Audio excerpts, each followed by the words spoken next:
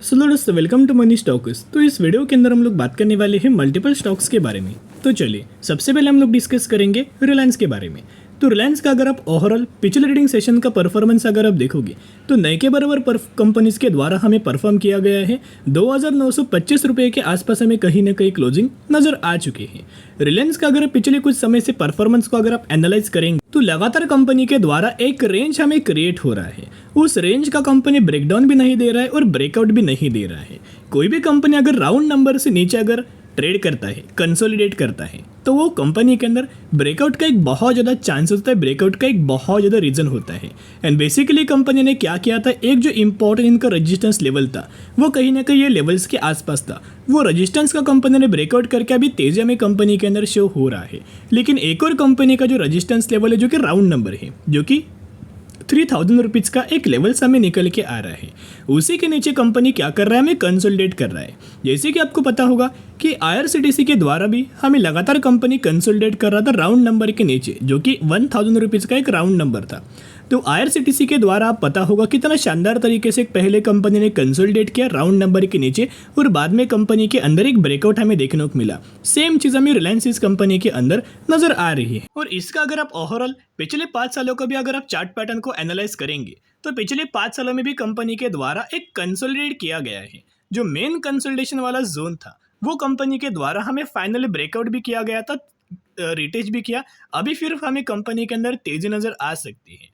बहुत ज़्यादा चांसेस है कि मंडे से ही कंपनी के अंदर अच्छी खासी रैली आपको देखने को मिल पाएगा। और सबसे पहले रिलायंस ये कंपनी 3,400 रुपये से लेकर 3,600 रुपये तक का टारगेट हमें अचीव करके दे सकता है। बेसिकली जो टारगेट थे वो ब्रोकरेज फर्म के द्वारा और एनालिस्ट के द्वारा हमें दिए गए थे। रिलायंस के अंदर दोस्तों एक चीज़ ऑब्जर्व करेंगे तो अभी कंपनी क्या कर रहा है, कंसोलिडेट कर रहा है। यानी कि लगातार कंपनी क्या कर रहा है, एक रेजिस्टेंस ले रहा है, लगातार कंपनी सपोर्ट ले रहा है।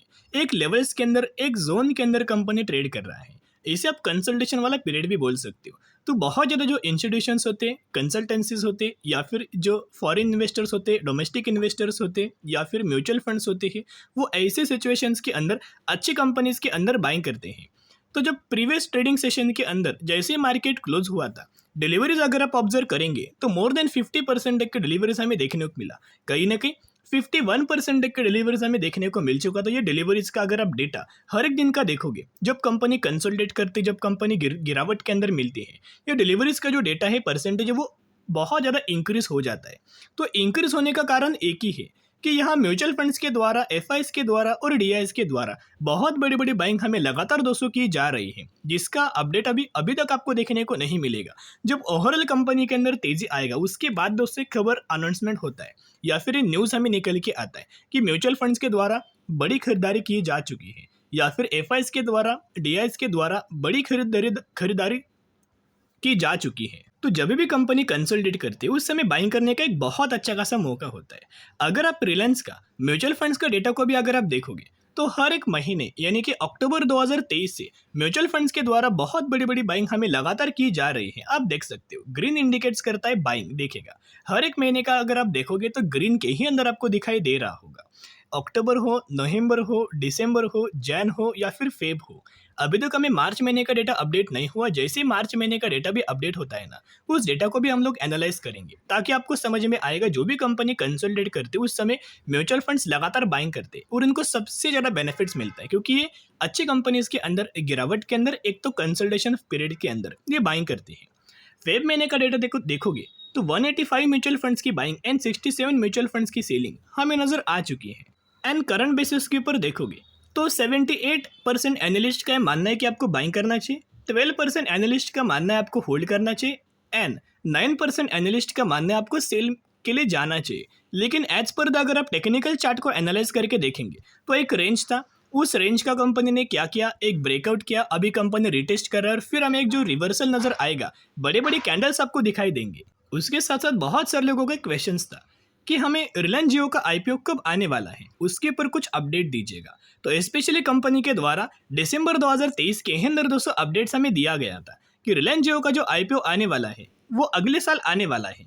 ये जो अपडेट आया था तब डेट ऑलमोस्ट कहीं ना कहीं दिसंबर 2023 हमें देखने को मिल रहा था। तो इसके हिसाब से अगर आप देखोगे दिसंबर 2024 तक हमें जो रिलायंस जियो का जो आईपीओ है वो मार्केट के अंदर आ सकता है। और जैसे ये आईपीओ आएगा बढ़िया तरीके से फायदा बेनिफिट्स हमें रिलायंस कंपनी को देखने को मिल सकता है।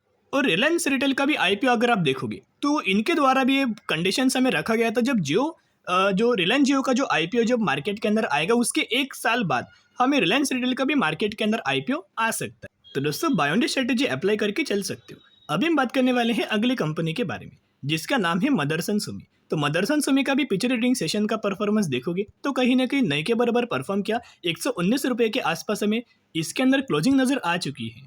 तो मदरसन सुमी का ईयर टिल डेट का परफॉर्मेंस देखोगे, चार्ट देखोगे तो ये भी कंपनी कंसोलिडेट ही दोस्तों कर रही है। जब भी कंपनी ऊपर जाता है एक रेजिस्टेंस फेस करता है, जब भी कंपनी नीचे आएगा एक सपोर्ट लेगा। सपोर्ट रेजिस्टेंस के ही अंदर ये कंपनी हमें ट्रेड कर रहा है। लेकिन कोई भी कंपनी बार बार सपोर्ट नहीं लेगा, बार बार रेजिस्टेंस नहीं लेगा। एक तो कंपनी के अंदर ब्रेकआउट आएगा, एक तो कंपनी के अंदर ब्रेकडाउन आएगा। लेकिन मदरसन सुमी जैसे फंडामेंटल स्ट्रॉन्ग कंपनी के अंदर ब्रेकडाउन आना दोस्तों पॉसिबल नहीं है। अगर market huge amount of crash होता है कोई खबर की वजह से, कोई इवेंट की वजह से, तो ये पॉसिबल हो सकता है कि अच्छी कंपनी भी ब्रेकडाउन करते हैं। लेकिन अगर मार्केट क्रैश नहीं होगा तो बहुत ज़्यादा चांसेस ये रहेगा मदरसन सुमी के अंदर अच्छे खासे ब्रेकआउट हमें देखने को मिल सकता है। और एक बार ये कंपनी ब्रेकआउट करती है तो 150 रुपीज़ तक का टारगेट हमें ब्रोकरेज फर्म के द्वारा हमें दिया गया है। तो बेसिकली सबसे पहले मदरसन सुमी के अंदर कोई अपडेट नहीं आया दोस्तों, लेकिन क्या है होल्ड करने के लिए जो कॉन्फिडेंस हमें चाहिए वही कॉन्फिडेंस बूस्ट करने के लिए हम लोग इस तरीके से डेटा, इस तरीके से जितने सारा डेटा होता है जो कि पॉजिटिव है वो मैं आपके साथ शेयर कर देता हूँ।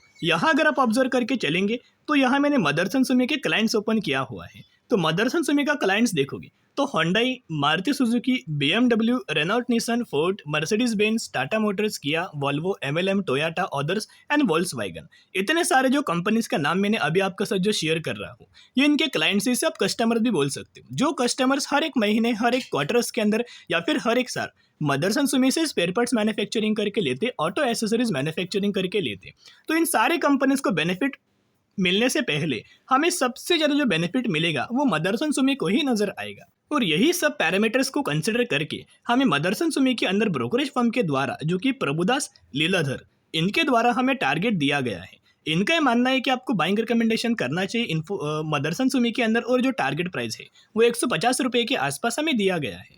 एंड मदरसन सुमी के अंदर अगर आप म्यूचुअल फंड्स के डेटा को भी अगर आप देखोगे तो लगातार म्यूचुअल फंड्स हमें बाइंग कर रहे हैं।